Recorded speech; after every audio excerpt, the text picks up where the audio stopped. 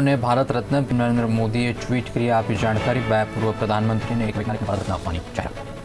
જૂનાગઢમાં બફાટ કરનાર મૌલાનાની મુશ્કેલીમાં વધારો। મૌલાના મુફ્તી અઝહરી સામે વધુ એક ફરિયાદ નોંધાઈ। અયોધ્યામાં ભક્તોનું માનવ મહેરામણ ઉમટતા રામ મંદિર ટ્રસ્ટનું નિવેદન। ભગવાનના બાળ સ્વરૂપને સમયાંતરે આ રામ મંદિર બાળ સ્વરૂપને 14 કલાક જગાડવું કેટલું વ્યવહારિક। તો જોઈએ સમાચાર વિગતવાર વાત કરીએ। લોકોને ઘરનું ઘર મળે તે માટે ગુજરાત હાઉસિંગ બોર્ડ સતત અવનવી સ્કીમ મૂકી રહ્યું છે, જેમાં લોકો પોતાનું ઘરનું ઘર મેળવે છે। પરંતુ આજે પણ કેટલાય લોકો એવા છે કે જે ઘરની છત મળી છે પરંતુ ઘર નામે થયું નથી। ત્યારે શું છે કારણો ઘર નામે ન થવા માટેના? અને કેટલા લોકો આવા છે કે જેમના માથે છત છે પરંતુ ઘરના દસ્તાવેજ થતા નથી। ઘરના દસ્તાવેજ માટે કેવા પ્રશ્નો સતાવી રહ્યા છે? ઘરની છત છે પરંતુ ઘર નામે નથી। વર્ષોથી વસતા ઘરનું નથી થતું દસ્તાવેજ। ગુજરાત હાઉસિંગ બોર્ડે 2 લાખ જેટલા ઘર શહેરમાં કર્યા નિર્માણ। 61,000 લોકોને મકાન મળ્યું પરંતુ હજી દસ્તાવેજ નથી થયા। આજે પણ હજારો લોકો પાસે ઘરનું ઘર છે પરંતુ આજે કેટલાય એવા લોકો શહેરમાં વસે છે કે જેમની પાસે દસ્તાવેજ નથી। આ પ્રકારની વાત છે અમદાવાદના નારણપુરા વિસ્તારમાં આવેલા હાઉસિંગ અપાર્ટમેન્ટમાં વસતા ઘણા લોકોની કે જેઓ હાઉસિંગ અપાર્ટમેન્ટમાં 40 વર્ષથી વસે છે પરંતુ મકાન કરતા હવે દસ્તાવેજની કિંમત વધી ગઈ છે, કેમ કે એમણે 1.5 લાખ રૂપિયામાં મકાન લીધું હતું। આજે દસ્તાવેજની કિંમત જ 4 ગણી વધી ગઈ છે। હવે નાણાં ભીડના કારણે દસ્તાવેજ નથી કરી શકતા। અપાર્ટમેન્ટ એસોસિએશનમાં મેમ્બર તરીકે છું અને અત્યારે હાલ રીડેવલપમેન્ટની અને હાઉસિંગ બોર્ડના સભાસદો માટે જે કંઈ સારી સગવડો માટે અમે પ્રયત્ન કરી રહ્યા છીએ હાઉસિંગ રીડેવલપમેન્ટ ફેડરેશનના નેજા નીચે। એમાં દસ્તાવેજની બાબતની અંદરમાં સરકારની અવારનવાર પબ્લિક અમુક સ્કીમોને બધું કાઢવામાં આવે છે, પણ એની અંદરમાં જે સભાસદ રહીશો છે એમને દસ્તાવેજ કરાવવાની તૈયારી પણ હોય છે, પણ કેટલીક કોમ્પ્લિકેટેડ પ્રોસિજર છે જેના કારણે કોઈ જગ્યાએ રહીશને પણ તકલીફ પડે છે, કોઈક જગ્યાએ ગવર્મેન્ટને પણ તકલીફ પડે છે। અને એની અંદરમાં સમજી લો કે અત્યારે હાલ અમુક ગેરકાયદેસર બાંધકામોના કારણે જે દસ્તાવેજો પેન્ડિંગ છે એમાં જે ગેરકાયદેસર બાંધકામ છે એની જે વધારાની ફી ભરવાની થાય છે એ મકાનના વેલ્યુએશન કરતાં પણ અમુક વધી જાય છે। તો જ્યાં આગળમાં રીડેવલપમેન્ટ થવાનું હોય, 75% સભ્યોની સંમતિ મળી જતી હોય, એવી જગ્યાએ જ્યાં દસ્તાવેજો બાકી હોય ત્યાં આગળમાં એમને ખરેખર સરકારને સમજી લો કે પછી તોડી જ નાખવાનું છે અને રીડેવલપમેન્ટમાં જવાનું છે। તો એવી જગ્યાએ એક કોઈ મિનિમમ ચાર્જ એવો ફિક્સ કરી અને દસ્તાવેજ કરવાની છૂટ આપવી જોઈએ। બીજી અમુક જગ્યાએ સમજી લો કે એવું છે કે ઘણા વખતે માણસ અવેલેબલ જ ન હોય। આજે મારી સોસાયટીની અંદરમાં એક મકાન એવું છે, એની અંદરમાં સરકાર તરફથી સમજી લો કે જે વધારાના ગેરકાયદેસર બાંધકામની જે ફી લેવાની વાત છે એની કોઈ એક ફિક્સ સ્ટ્રેટેજી કરવી જોઈએ। પેનલ્ટીની અંદરમાં જે અલગ અલગ કેટેગરી વાઇઝ કે નોર્મલ ટોકન સિસ્ટમ રાખવી જોઈએ અને એના કારણે સમજી લો કે જે રહીશ છે એ હાઉસિંગ બોર્ડનો રહીશ છે એ આર્થિક રીતે એને પોસાય એ પ્રકારની વસ્તુથી કામ થાય એવું સરકારે એ દિશામાં આગળ વધવું જોઈએ। આવી જ વાત હાઉસિંગ અપાર્ટમેન્ટમાં વસતા અનેક લોકોની છે જેઓ 25 વર્ષથી વસવાટ કરે છે। હાલ આખું અપાર્ટમેન્ટ રીડેવલપમેન્ટમાં જાય તેવી પણ સ્થિતિ છે, પરંતુ નાણાં ભીડના કારણે અને વધતી ઇમ્પેક્ટ ફીના કારણે દસ્તાવેજો છોડાવી નથી શકાયા। હાઉસિંગના મકાન છે અને પાવર ઓફ એટર્નીથી લીધેલું છે। 20/5/91 જે અહીં રહેવા આવ્યા છે અમે અને આજની તારીખમાં ત્યાં જ રહીએ છીએ। અગર દસ્તાવેજ કરવાનો હોય તો પણ બધા ખર્ચા, બધા વહીવટી ખર્ચ ને પાવર ઓફ એટર્ની ને બધું થઈને અત્યારે પેનલ્ટી ને બધું છે અને અત્યારના સંજોગોમાં અત્યારે પોસાય એવું નથી, એવી પરિસ્થિતિ નથી કે અત્યારે દસ્તાવેજ બનાવી શકીએ। ઘર એ ટાઈમમાં અમે 20/5/91 લીધેલું, 2 લાખમાં લીધેલું। દસ્તાવેજમાં મારે પેનલ્ટીને બધું થઈને લગભગ 6-1 લાખ રૂપિયા જેવું આશરે ભરવાનું આવે છે। પરિસ્થિતિ એવી હતી એટલે આવક હતી નહીં એટલે એ હિસાબે કરાયો નહોતો, પણ સરકાર જો યોગ્ય વળતર કંઈ કરતી હોય અને આમાં કંઈક રાહત કંઈ કરી આલે તો પછી અમે દસ્તાવેજ કરાવવા તૈયાર છે। પણ સરકાર કંઈક અમને મદદ કરે અને કંઈ રાહત પેકેજ એવું કંઈક કરે એમાં દસ્તાવેજમાં તો કરાવવા તૈયાર છે। હાઉસિંગના અને ઘર મારું પોતાનું જ છે। હું અહીંયા 30 વર્ષથી રહું છું। ના, દસ્તાવેજ મારો બાકી છે। દસ્તાવેજ નહીં કરવાનું કારણ એટલું જ છે કે ગવર્મેન્ટ જે વધારાના બાંધકામની ફીસ જે લે છે એ બહુ જ વધારે છે। સાથે સાથે જે વહીવટી ચાર્જ લે છે વર્ષે એ પણ બહુ વધારે છે। જો અમારા ફ્લેટ રીડેવલપમેન્ટમાં આજે 30-35 વર્ષ થઈ ગયા છે, સરકાર જો એને રીડેવલપમેન્ટમાં નાખી જ રહી છે તો સરકારને અને હાઉસિંગ બોર્ડને એવી વિનંતી છે કે જો એમાં વહીવટી ચાર્જ અને જે વધારાના બાંધકામના કોઈ ફિક્સ રકમ કરી નાખે કાં તો એને માફ કરી દે તો જેનાથી વધારેમાં વધારે લોકો દસ્તાવેજ કરાવી શકે અને આ રીડેવલપમેન્ટની પ્રક્રિયા પણ કારણ કે જો તૂટવાના જ છે ઘર તો એના ઉપર ચાર્જ લઈને કોઈ ફાયદો નથી। અહીંયા 30 વર્ષથી તો ખરા, 25-30 વર્ષથી મેં 25-30 વર્ષ પહેલાં ઘર લીધેલું હશે ત્યારે 1.5-2 લાખ રૂપિયાની આજુબાજુ ઘર હશે। અત્યારે જો વધારાના બાંધકામ સાથે જોવા જઈએ તો 4.5 થી 5 લાખ રૂપિયા જેવું તો મિનિમમ થાય જ છે। સરકાર પાસે અમે એ જ ઈચ્છીએ છીએ કે જે અત્યાર સુધીનું આપણે દસ્તાવેજ છે, જે પહેલાંની જંત્રી પ્રમાણે જે લોકોના થયા છે, એ નોમિનલ કોઈ પણ પેનલ્ટી ચાર્જ લગાડે એમાં ના નથી પાડતા અમે, કારણ કે આટલો દસ્તાવેજનો ઓલું થયું છે, એમાં સરકારની સાથે જ છીએ અમે. પણ સાથે સાથે જો તમે રીડેવલપમેન્ટ કરીને તૂટી જ જવાનું છે, જે કોઈ વપરાશ કરી જ નથી શકવાનું, તો એની ઉપર અનઇવન ચાર્જિસ લઈને કામ વગરની પ્રજાને આપણે શું કે હેરાન કરીને કે એના ખીચા ખાલી કરીને એમાં સરકારને પણ કંઈ મળવાનું નથી કે હાઉસિંગને પણ કંઈ ફાયદો નથી થવાનો. હાલ મોંઘવારીના કારણે દસ્તાવેજો અટકી ગયા છે. તો શ્રદ્ધાદીપ અપાર્ટમેન્ટમાં 1994ની સાલમાં લોકોએ મકાન લીધું હતું.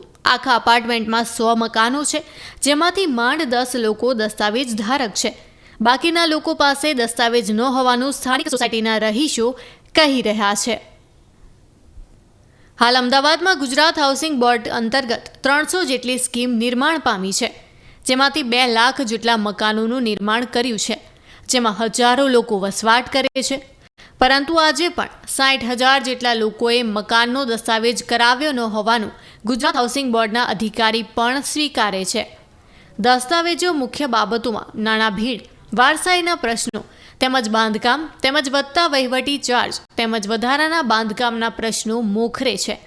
આ પ્રશ્નો અંગે ગુજરાત હાઉસિંગ બોર્ડ દ્વારા અનેક રજૂઆતો છે, તેમજ સરકાર સમક્ષ પણ લોકો દસ્તાવેજ કરી શકે તે માટે કરીને ફિક્સ નિર્ધારિત માટે રજૂઆત કરી હોવાનું લોકો કહી રહ્યા છે. લોકોને પોતાના ઘરનું ઘર મળે તેના માટે ગુજરાત સરકાર અવનવી હાઉસિંગ બોર્ડની સ્કીમ લાવતી હોય છે, પરંતુ અમદાવાદનો નારણપુરા વિસ્તાર એવો છે કે જ્યાં હાઉસિંગના મકાનો છે, તેવા કેટલાય મકાનો આવે છે અને કેટલાય પરિવારો અહીંયા રહે છે. પરંતુ એમાંથી કેટલાક પરિવારો એવા છે ઘરમાં વર્ષોથી તો રહે છે, પરંતુ પોતાનું ઘર છે એ પોતાના નામે નથી કરી શકતા. ઘર છે તો ત્યાં ખાલી છત છે, પણ ઘરનો દસ્તાવેજ આ દિન સુધી થતો નથી.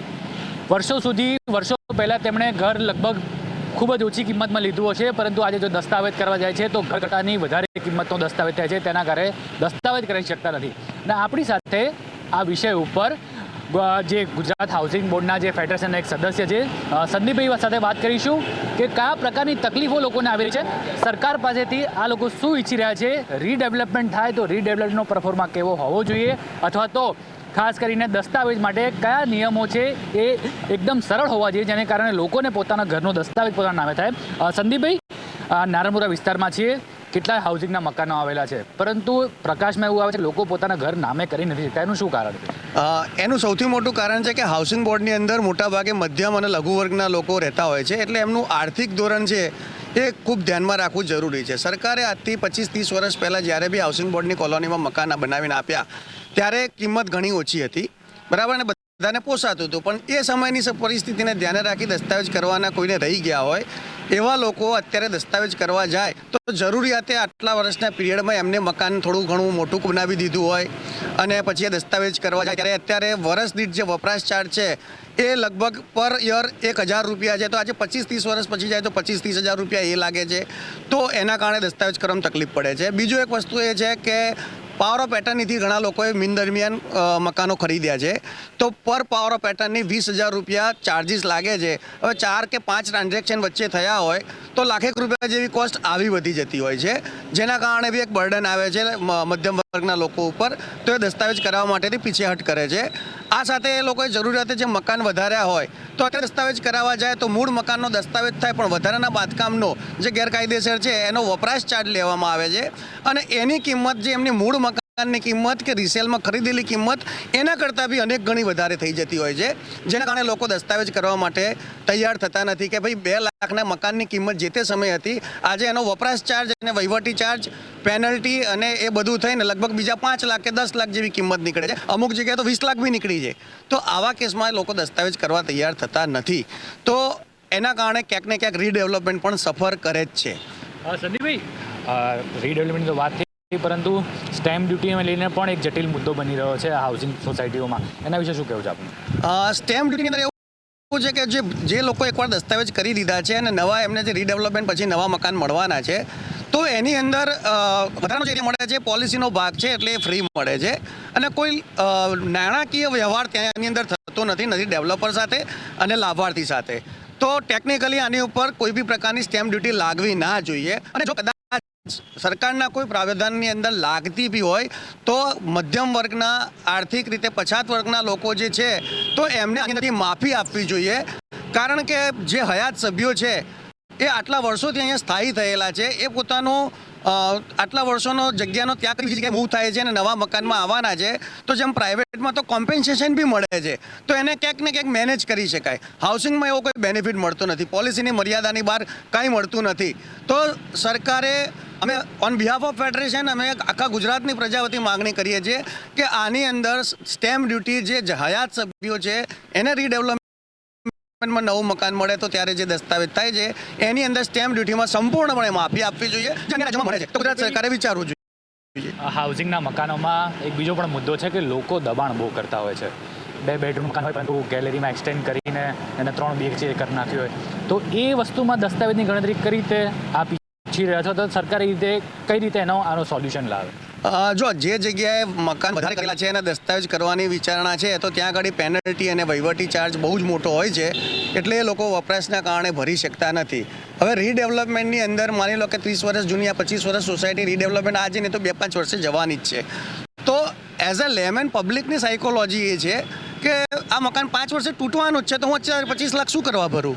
તો ખરેખર હવે સરકારે એવું ફિક્સ એમાઉન્ટ લાવવી જોઈએ કેટેગરી વાઇઝ, LIG, MIG અને HIG કેટેગરીની અંદર, કે એક નાની ફિક્સ એમાઉન્ટ ભરી એમનો જે બી બાંધકામ છે એને લીગલાઇઝ નથી કરવું પણ મૂળ મકાનનો દસ્તાવેજ કરી આપે, જેથી કરીને રીડેવલપમેન્ટમાં જે ટકાવારી છે એ ટકાવારી ધીરે ધીરે વધતી જાય.